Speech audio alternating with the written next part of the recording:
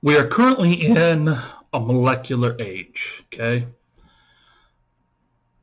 Why sit there and take time to do all the different tests for metabolics? Why go and worry about sensitivity and whatnot for the different immunology tests where you can use basically methods that are highly specific and have the utmost sensitivity. Basically, you test for the presence or absence of DNA or RNA that is specific for just the one thing you're looking for. Think about it. Human DNA. There are genes in us, sequences, DNA sequences that we all share that you will find nowhere else in the animal kingdom. Same with microbes. The bacteria, the viruses, the parasites, the protozoa, whatever.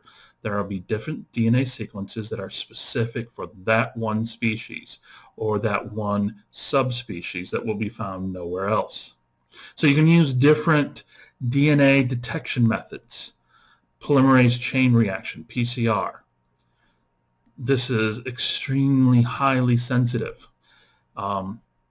In theory, you just need one copy of DNA out of your sample, just one copy. You run the PCR, that one gets doubled, copied to 2, those 2 to 4, 8, 16. You do that 30 times, and you now have millions upon millions of copies of that DNA.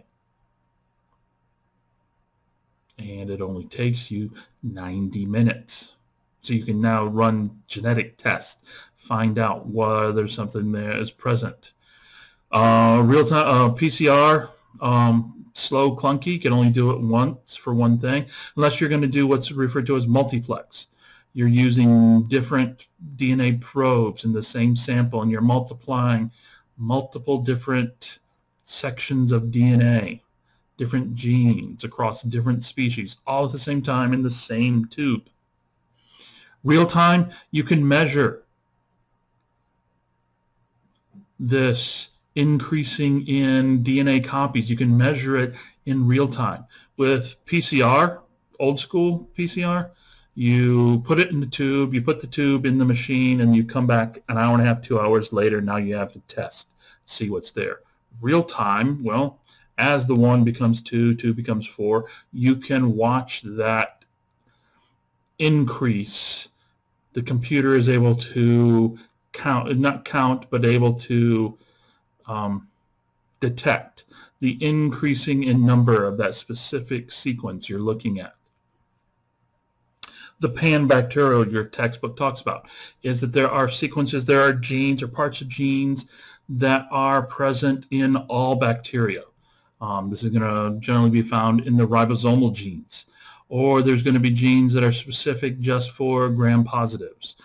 Or there's going to be sequences of genes that are specific just for streptococci. Or you can get highly specific. There's a sequence of a gene, the DNA sequence that is specific just for Staphylococcus aureus. Just as we saw with the syphilis, the treponema test, where you smear it and then you use antibodies to proteins on the surface of syphilis, you can use DNA probes. These probes are going to be small nucleotide sequences, basically anywhere from 20 to 50 nucleotides in length, that are a specific sequence of AGCTs that is specific to your bacterial species or your whatever microbe you're wanting to test for. Make the glass slide just like you would for a microscope slide, just like you would for gram stain or the syphilis test. Add in, drop of this, drop of that. Well, the first drop has the DNA probes that have a fluorescent molecule on it. Again, something that's going to glow under black light. If that specific sequence is present, that nucleotide probe will bind to the chromosome. Then when you put that microscope slide under, fluorescent light, those microbes will grow, and you can see that in the picture there, the little glowing green balls. Gram-positive cocci that have that specific sequence that coincides to that DNA probe.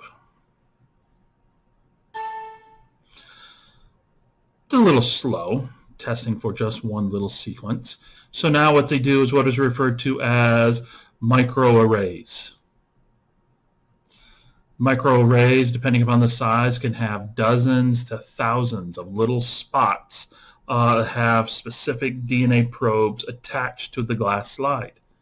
You take your sample, bust open all the cells, here's the DNA, and then you just expose that mishmash of, DNA solution to the microarray, and then you see where the DNA sticks. Which of the probes did it stick to? You'll get different coloration patterns. You can do these microarrays for DNA, you can do them for proteins, whatever. Nowadays, they can do what's referred to as whole genome sequencing.